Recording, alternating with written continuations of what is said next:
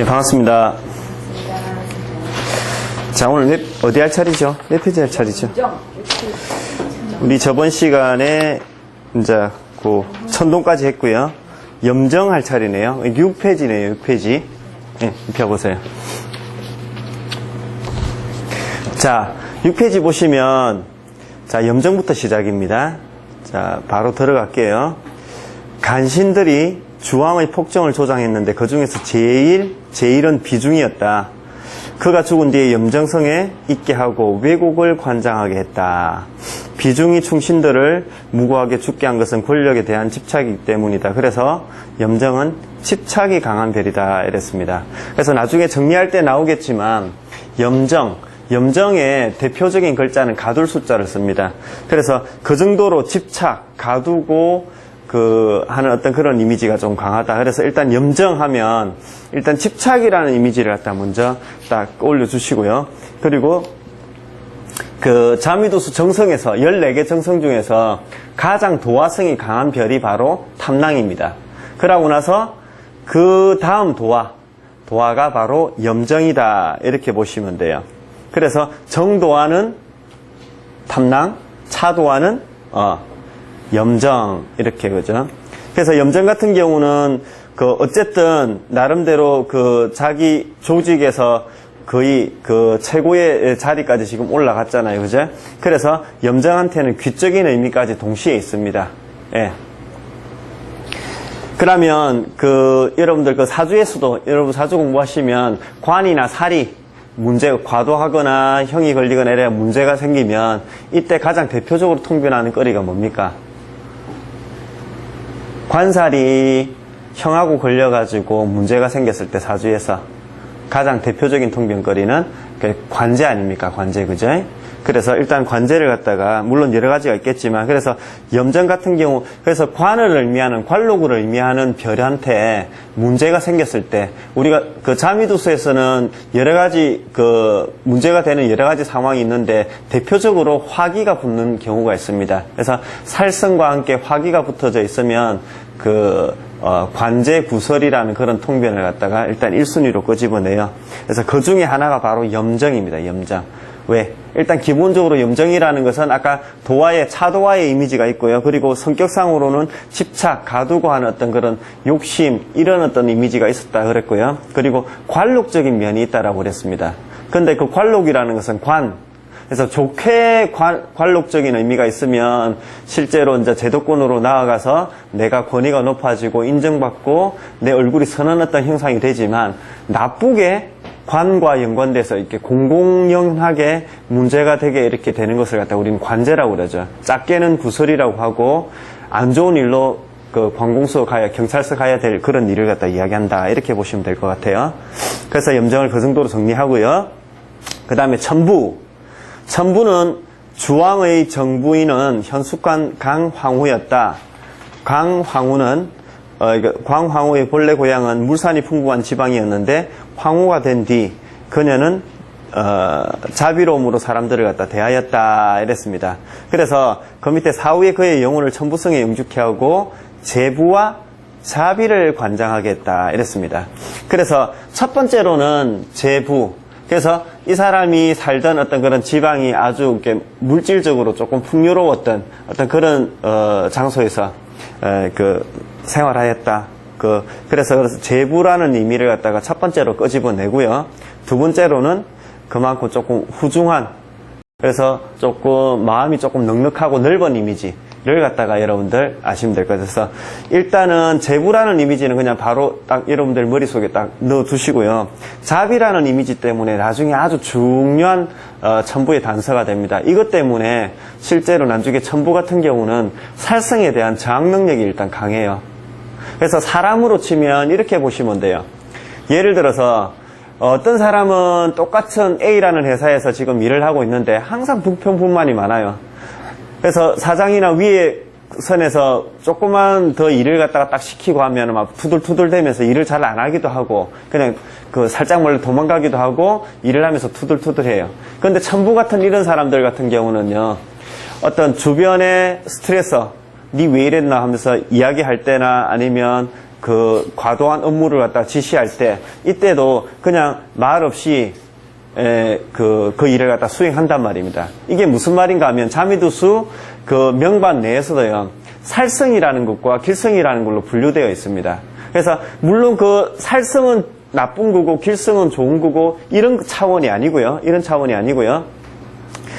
다만 어떤 그런 그 작용력의 상태가 다르다 이렇게 이미지화 하시면 돼요. 그래서 그 살성이라는 것은 우리 일상생활에서 놓고 본다면 선생님의 어머니의 사랑스러운 매고 그리고 또 외부에서 들어오는 내한테 좀 약간 스트레스, 결국 그 스트레스는 나중에 좋아질 수도 있고 안 좋아질 수도 있겠지만 어쨌든 그 작용력으로 본다면 약간 조금 고통을 수반하는 어떤 그런 에너지라고 보시면 돼요.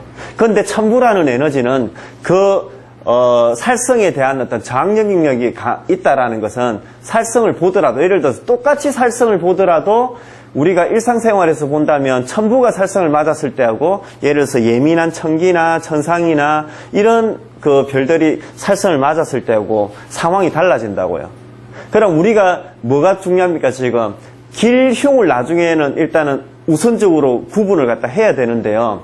예를 들어서 똑같이 흉이라 하더라도 그 흉의 정도의 차이를 구분해야 돼요. 나중에는 좀 더 세밀하게. 그러면 똑같이 살성을 받지만 천부가 살성을 본 상황하고 천상이나 천기가 살성을 본 상황하고 그 정도의 차이를 봤을 때 천부가 비교적 상대적으로 조금 더 낫다 이렇게 표현을 갖다 하실 수가 있습니다. 되시겠죠? 그래서 상황적으로 자비, 후중함이 있게 된다 이랬습니다. 그러면 그 참고적으로 하나만 할게요. 재부, 돈을 의미하는 게 우리 앞에 공부한 것 중에서 어떤 게 있었습니까? 지금까지 지금 몇 개 공부 안 했잖아요. 자미, 그 다음에 천기, 태양, 무곡, 천동 이렇게 있었는데 이 별들 중에 한마디로 재물을 의미하는 별이 뭐가 있었습니까? 무곡. 그 다음에 요 다음에 나올 태음이라는 별이 어떤 재물적인 의미를 갖다가 의미한다. 그래서 천부, 태음, 무곡이 재물적인 어떤 그런 의미가 있다더라. 그런데 천부는요, 재물, 또 한 가지 더, 좀 더 구체적으로 이야기하면 부동산적인 어떤 의미가 있습니다. 그래서 부동산 중에서도 땅의 의미가 있습니다. 요 뒤에 나올 태음은요, 똑같이 재물을 의미하면서 부동산을 갖다 의미하는데요. 이때는 건물에 좀 더 포커스를 갖다 둬요. 그래서 절대적으로 천부는 땅이고 태음은 건물이다 이런 거 아닙니다. 하지만 뉘앙스상 왜? 천부는 좀 더 정적인 의미가 좀 더 강해요. 좀 더 후중하고 쭉 깔아지는 어떤 그런 의미가 강하고요. 태음은요 좀 더 역동성이 있습니다. 그렇기 때문에 굳이 비교한다면 부동산에서 땅과 건물로 그렇게 비유를 갖다가 했습니다. 아니요, 그러니까 실제로 내가 금방 이야기했잖아요. 그래서 부동산을 갖다가 금방 이야기했다시피 천부는 무조건 땅, 태음은 무조건 건물 이렇게 하는 건 아니에요. 하지만 어차피 우리가 어떤 상황을 보고 유추를 갖다 해 나가는데 굳이 부동산을 놓고 이야기를 한다면 천부는 좀 후중하고 안정적인 의미가 강하니까 부동산의 의미가 조금 더 있다. 요 정도로 일단 생각을 갖다가 하시면 돼요. 그래서 어차피 뭡니까?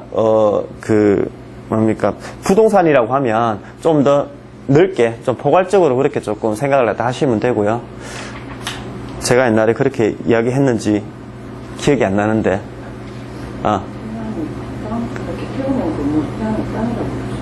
태음이 땅이라고? 태양을 땅. 네. 아니요, 내가 그렇게 이야기한 적은 없지 싶은데.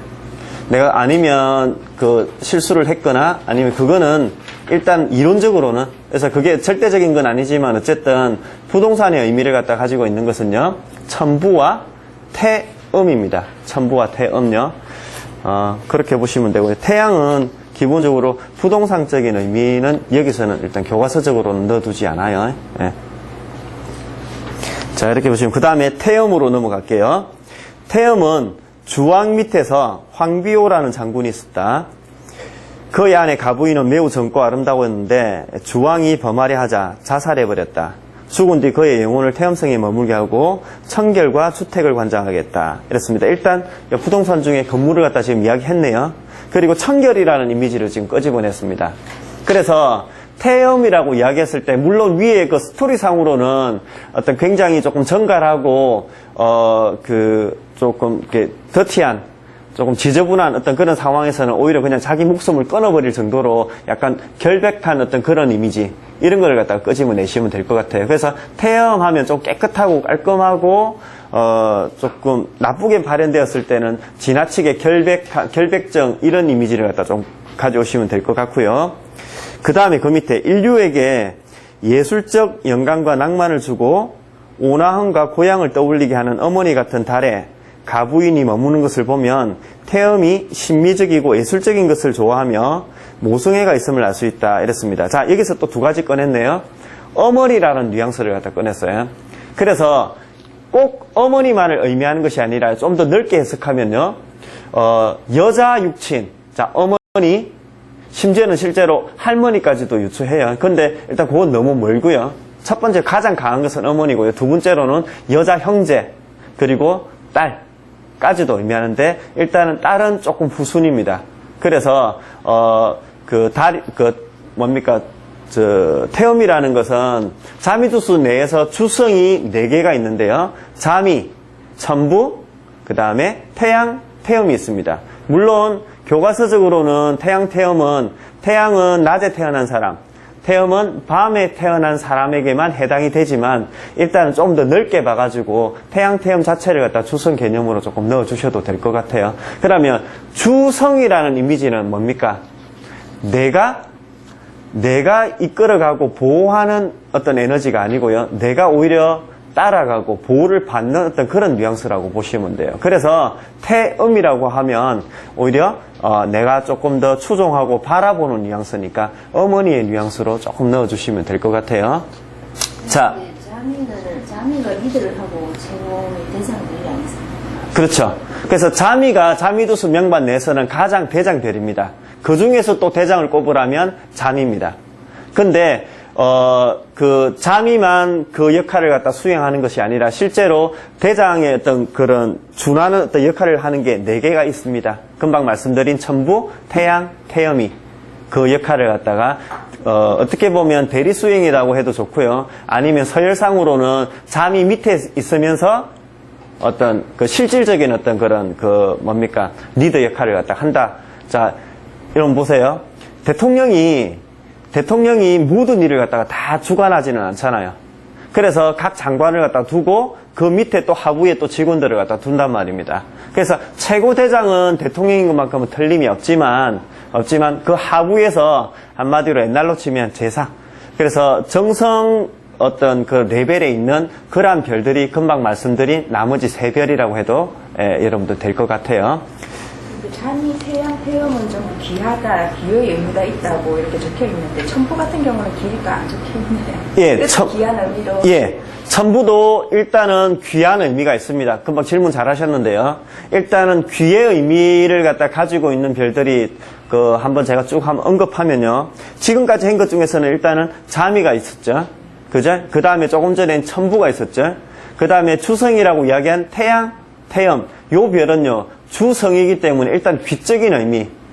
그래서 어떤 관록적인 어떤 그런 의미가 동시에 기본 베이직으로 지금 들어갑니다. 그러면, 일단 그거는 다음에 다시 설명을 갖다 할게요. 하지만 일단은 지금 천부도 귀적인 의미가 있다라는 거, 중요한 이야기고요. 자, 그 다음에, 이야기하면서 태음 이야기하다가 넘어갔네요. 그래서 어머니, 여자 입친 중에 어머니의 의미가 가장 크다라고 이야기를 했고요. 또 한 가지는 뭡니까? 예술적인 의미. 그러면 태음이라고 하면 우리가 그리움, 감성, 그래서 풍류 이런 것들을 갖다가 한번 떠올려 볼 수 있습니다. 그래서 태음했을 때 금방 이야기한 약간 꼭 예술적인 면만을 의미하는 것이 아니라 감성, 좀 두리뭉실하게 넓게 이야기했을 때는 감성을 갖다가 주관하는 어떤 그런 뉘앙스가 있다. 이렇게 꼭 기억을 해 주시기 바랍니다. 이 중요한 개념입니다. 그래서 만약에 이게 왜 중요하냐면 예를 들자면 어머니 같은 경우는 만약에 우리 그 자미두수 내에서는 궁이 12궁으로 나눠져 있는데 부모궁이라는 게 있어요. 그래서 부모궁도 엄마 아버지를 갖다 어머니 아버지를 갖다 궁을 한다면 또 그 형제궁과 부모궁을 해가지고 부모궁은 아버지를 갖다 보고요. 형제궁에서는 어머니를 갖다 또 보기도 해요. 그러면 이 궁을 갖다가 두 궁을 갖다 보면서 동시에 태음의 향배를 동시에 보면 예를 들어서 부모궁이 안 좋으면서 그래서 형제궁이나 부모궁이 안 좋으면서 특히 형제궁이 어머니궁이니까 형제궁이 안 좋으면서 태음에 문제가 지금 생겨 있다. 이렇게 되면 어머니의 문제, 흉사를 갖다가 한번 통변해 볼 수가 있겠죠. 자, 그 다음에 예술적인 성향 이렇게 이야기한 것은요. 실제로 자미두수 내에서 보면 나중에 도화성이라는 게 있어요. 도화의 별이라는 어떤 B급성, C급성이 있는데 이런 별들이 개입됐을 때는 자 이런 게 있습니다.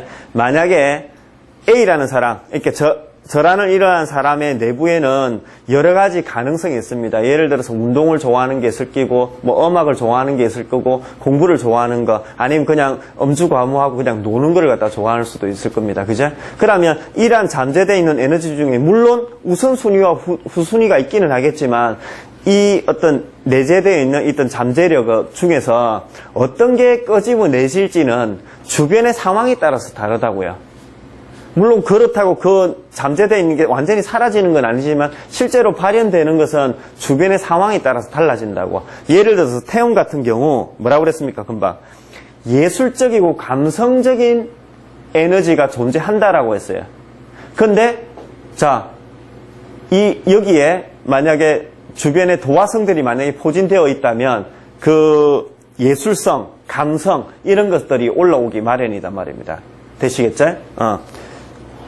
그 다음에 그 여기는 언급이 안 됐지만 맨 밑에 이야기는 귀적인 의미가 있습니다. 자, 그러면 요거까지 이야기할게요. 그럼 태음은 조금 전에 이야기했다시피 그런 감성의 측면이 있기 때문에 어때요? 주변에 감성을 자극하는 대표적인 도화성인데 그 도화성 그리고 실제로 그런 형이상학적인 개념이 있기 때문에 공망성도 많이 관여를 해요. 실제로. 그러면 어쨌든 그런 감성을 자극하는 에너지들이 주변에 존재하게 되면 태음의 그런 감성적인 면이 쫙 이렇게 올라와서 딱 발현되게 되고요. 금방 이야기한 귀적인 면도 있기 때문에 주변에서 귀한 관록적인 의미를 갖다가 강조하는 별들이 포진된다면 당연히 얘의 귀적인 의미가 쫙 이렇게 올라온다고요. 그래서 그 귀적인 의미는 대표적으로는요, 태양하고 같이 존재할 때 그런 의미가 커집니다. 그래서 태음이 다른 별하고 있을 때는 귀적인 의미로 발현될 가능성이 많이 현저하게 조금 떨어져요.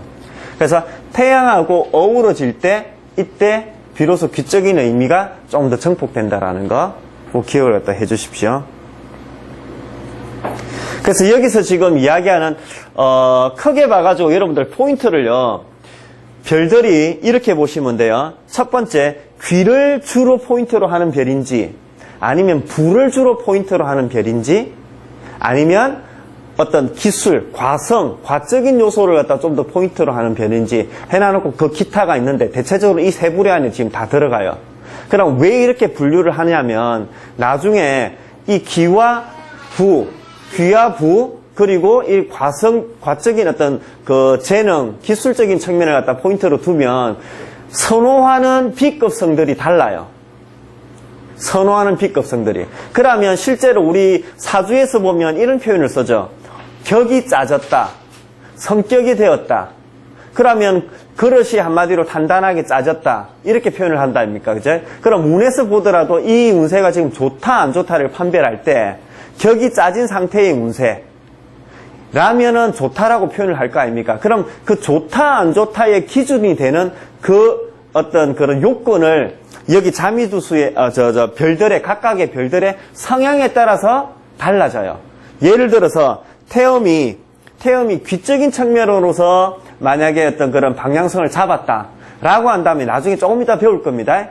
보필을 일단 1차적으로 봐야 돼요. 그건 귀를 주하는 가장 대표적인 어떤 에너지이기 때문에 그래요. 그럼 보필을 봤다 하면 이건 좋을 가능성이 있다는 상당히 높아졌네? 라고 일단 접근에 들어간다고요. 되시겠죠? 그렇기 때문에 이런 부분을 꼭 기억을 해 주셔야 됩니다. 그 다음에 탐랑 넘어갈게요.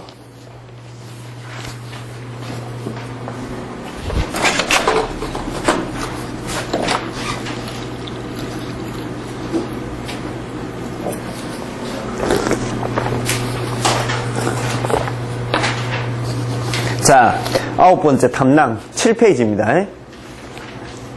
달기는 본래 구천헌녀의 수하인 호리랑 꼬리가 9개 달린 여우인데 언나라를 멸망시킬 목적으로 언나라 제후의 딸로 태어났다.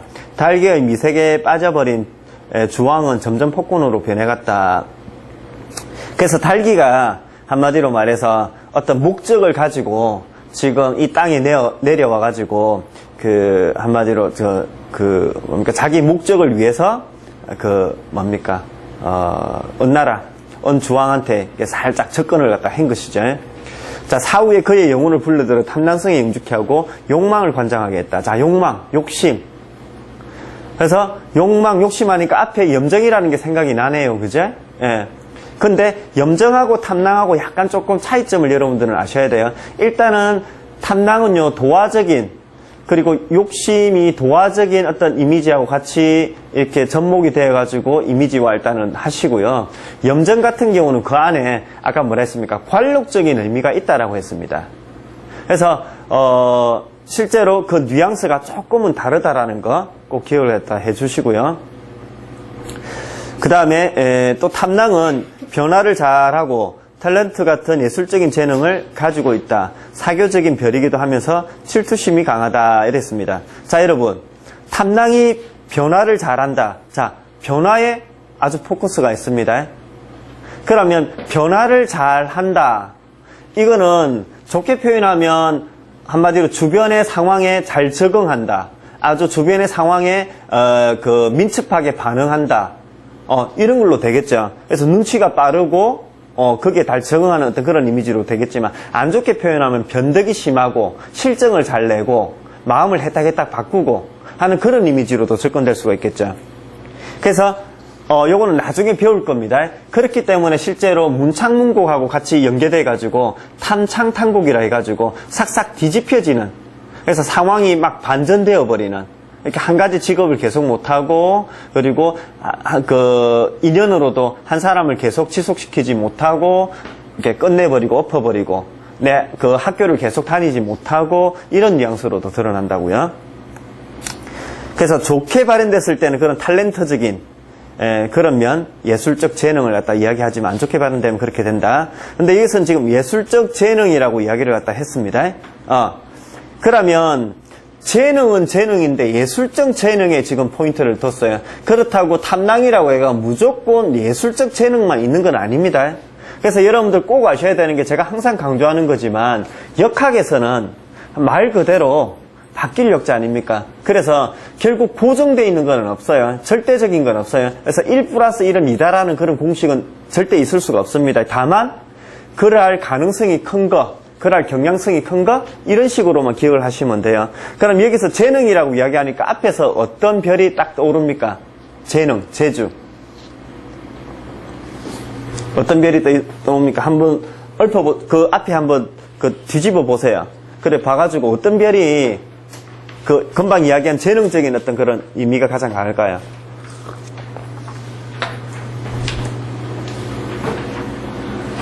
자, 정답 말씀드릴게요. 청기입니다, 청기. 그죠? 청기도 재능, 재주의 의미가 있습니다. 물론 가장 첫 번째로는 전설에서 이야기했던 강태공의 이미지를 떠올리면서 전략, 지혜, 이런 의미지만, 그래서 격이 높아지면 머리서는 어떤 재주가 되고요. 격이 조금 떨어지기 때문에 청기는 손과 발을 의미한다고 그랬어요. 손과 발을 서는 재주, 기술이라고 그랬어요. 근데 여기서 탐낭에서도 재능, 재주, 예술적 재능이라고 했네요. 그러면 일단은 이미지로는 일단 출발 자체는 꼭 그런 건 아니지만, 탐낭은 약간 조금 화려하고 예술적인 어떤 그런 재주를 갖다 이야기하는 것이고, 청기는 조금 담백한, 그래서 예를 들어서 뭐 기계 깎는 거, 컴퓨터 수리하는 거, 이런 뉘앙스의 담백한 어떤 그런 재주를 이야기하고, 탐낭은 약간 조금 화려한 재주, 그래서 대중 앞에 쓰고 하는 어떤 도화적인 뉘앙스가 살짝 가미되어 있는 그런 뉘앙스로 일단 이미지를 갖다 조금 하십시오. 자, 그 다음에 그 밑에 뭐라고 했냐면 사교적인 별이기도 하다. 그러면서 질투심이 강하다. 자, 욕심이 많으니까 당연히 질투심이 강한 건 틀림이 없는 것이고요. 사교적인 별이다. 그래서 예술적이면서 연예인틱한 도화적인 면, 그러니까 도화라는 에너지를요, 사람들은 이성적인 측면으로만 먼저 딱 이렇게 기억을 갖다가 이미지를 떠올리시는데 절대 그런 거 아닙니다. 그래서 심지어는 도화가 고급의 도화로 드러났을 때는 굉장히 품격이 높고 아주 고상하고 고급스러움을 갖다 대표하는 게 그 도화입니다. 그래서 도화라는 걸 갖다가 저급하고 성적인 면으로만 이미지화하면 절대 안 된다라는 거예요. 그래서 다시 돌아와서요. 그래서 도화 중에서 또 대표적인 이미지 중에 하나가 뭡니까? 한마디로 사교성입니다. 좀 부드럽고 융화하는 에너지, 잘 웃고 주변 사람들과 부드럽게 이렇게 친화하는 에너지. 그래서 사교성이 또 대표적인 어떤 그런 탐낭의 어떤 이미지이기도 합니다. 자, 그런데 달기는 원래 청계 사람이었다. 그래서 호기심이 많으며 신선수를 좋아하기도 한다라고 했습니다. 자, 그래서 전혀 생뚱맞게 다른 이야기네요.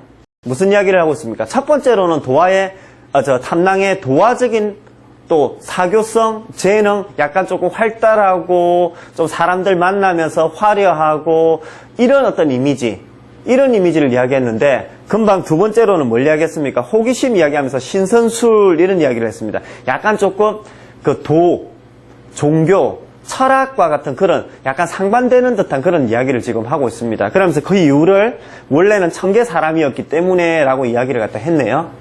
자, 그래서 여기서는 이렇게 기억을 하십시오.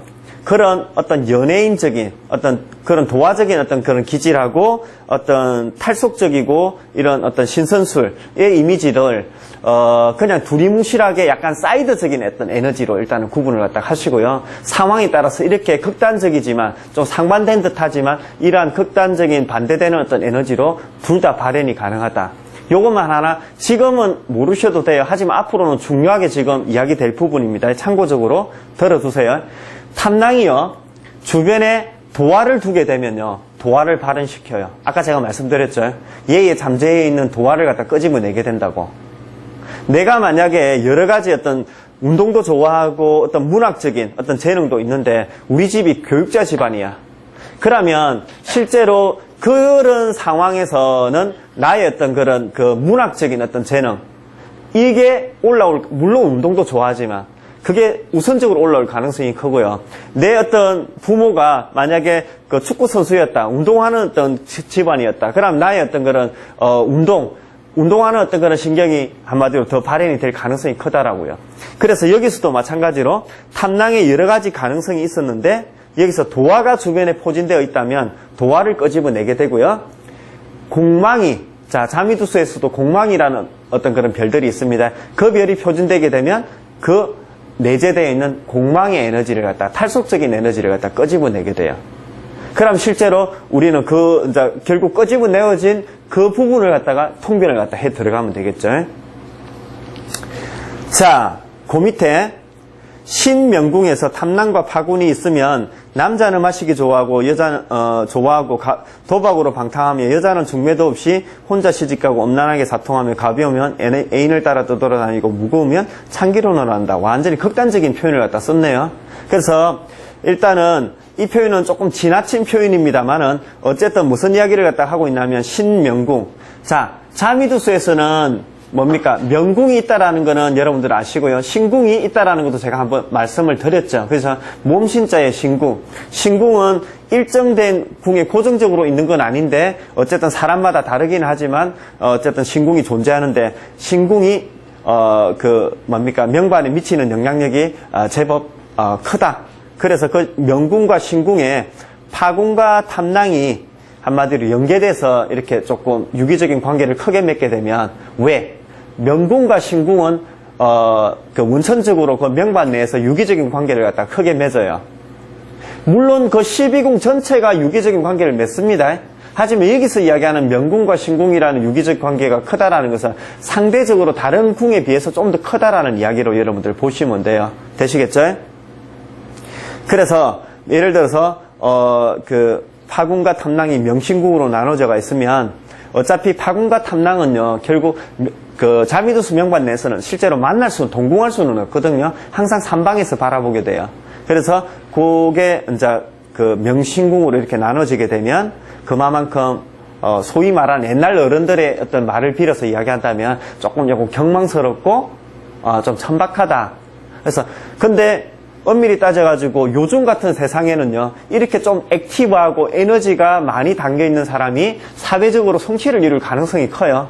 여자라 하더라도. 그래서 소위 말하는 커리어 우먼으로 잘 나갈 수 있다라고 여러분들 보시면 돼요. 되시겠죠? 물론 길성들이 포진돼야 되겠죠? 자, 그래서 탐낭 다시 한번 정리할게요. 지금 가장 핵심적인 것만 지금 나오는 거기 때문에 여러분들 꼭 암기하셔야 되는 부분입니다. 자, 거기서 제일 중요했던 부분은 뭐냐면 탐낭이 가지고 있는 두화적인 색채, 그리고 어떤 그런 그 신선수를 좋아하고 호기심, 탈속적인 어떤 그런 색채, 요 두 가지가 상반되는 두 가지가 공존하는데 주변의 상황에 따라서 도화로 발현될 수도 아니면 그 탈속적인 어떤 뉘앙스로도 발현될 수 있다라는 거. 물론 이 두 가지만으로 이루어지진 않아요. 다른 것도 많이 있습니다. 하지만 이거 중요하기 때문에 말씀드린 거예요. 자, 그 다음에 검운.